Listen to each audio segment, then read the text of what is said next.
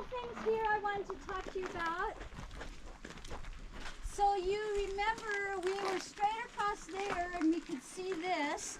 Fuchs called this Sun Temple because this wall and orients to the trajectory of the sun from sunrise to sunset. Also, he didn't find a lot of human effects. A lot of people, habitation effects, cooking gear and stuff. A lot of people go, well, wait a minute, there's no doors, right? And it's like, yeah. But the other thing that this is a good example of is this whole notion of stabilization and preserve and protect. So you can see, obviously, it's been capped. That's the idea of preservation. But this is a really nice example of what happens when we try to do a good thing and then we have unexpected repercussions. So you can see right here, right, what do you think that is up there putting those blocks together? Concrete. Very good, right? Portland cement. And this is nice because you can see here's the original adobe and here's the chinking, right? And we find chinking at Chaco Canyon. We find chinking pretty much everywhere.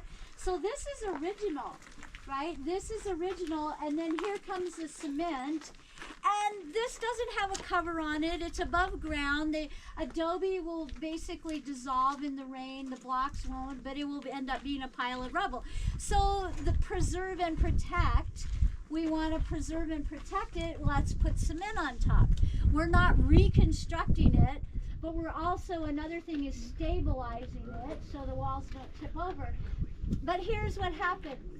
Portland cement, what does it do when it freezes and then gets hot and then freezes and then gets hot? It cracks. And when the cement cracks, what happens? It can crack the blocks, right? So what's happened here is I like to show this off because this shows, here these walls have been here for 800 years and they're fine, right? So now what archaeologists are trying, and then we put some cement on and we got them cracking. What archaeologists are doing now is they're starting to figure out, analyze, what was this made out of and how do we make a mortar that's going to be like their mortar, so anytime we try to reconstruct, we put something in that doesn't do damage, right? So these are drain holes. These are not part of the Ancestral Puebloan story. Those are from, see how the top caps are that's so rain can fall off.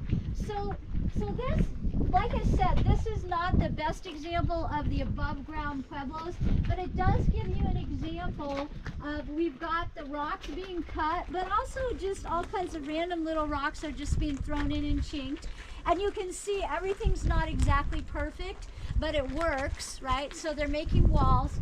But if you go over to far view sites, I highly recommend that. You can see 3 above ground villages, pueblos, all built by Fuchs, and they have petroglyphs and they have kivas, and you can walk in one called Coyote Village, and I'll say that back again on the bus too. I'm sorry, there's no doors. So how's access? Probably ladders up and over? Yeah, and that's another reason that Fuchs thought it might have been ceremonial instead of residential. Yeah. Okay. Because why would you make a place without doors? Yeah. So Fuchs called this Sun Temple, and then down there Fire Temple, Firehouse, and he called all these, he thought all these had something to do with ceremonial.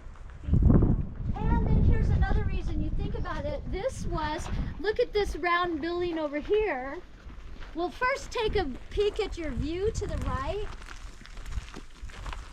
All the way down this canyon you can see a little clump of green trees. See down there all the way at the apex of the canyon, a little clump of green? Those are cottonwoods. See all the way down there? Oh. That's the Mancos River. Oh. So the Mancos River comes out of the La Platas, and I said that was the source of the volcanic rock. So right down here you can see all the way down to the Mancos River, right?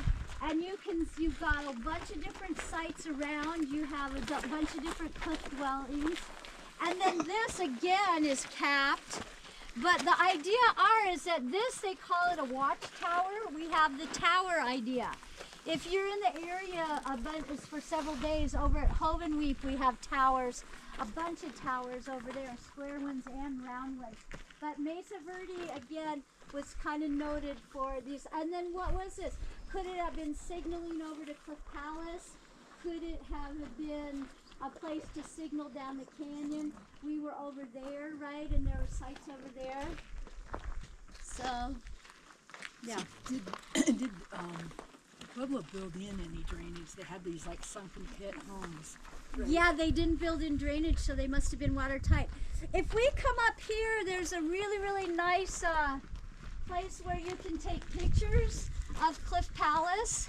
There's a view spot here, but the best view is a little bit farther. Yeah, and see, you can see sand and everything mixed in. Right. Yeah. Let's go this way. And there's a really good picture place up here. But isn't it kind of cool to see? You'll be standing where all those people are down there.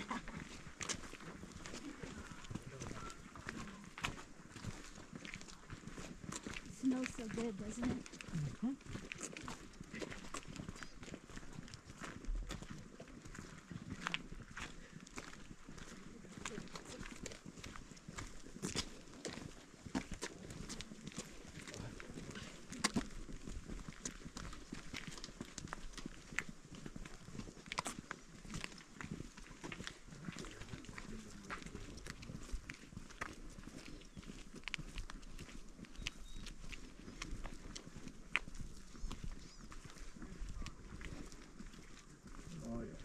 So here's a nice place if anyone wants to take a picture or get their picture taken. 5 more minutes, right?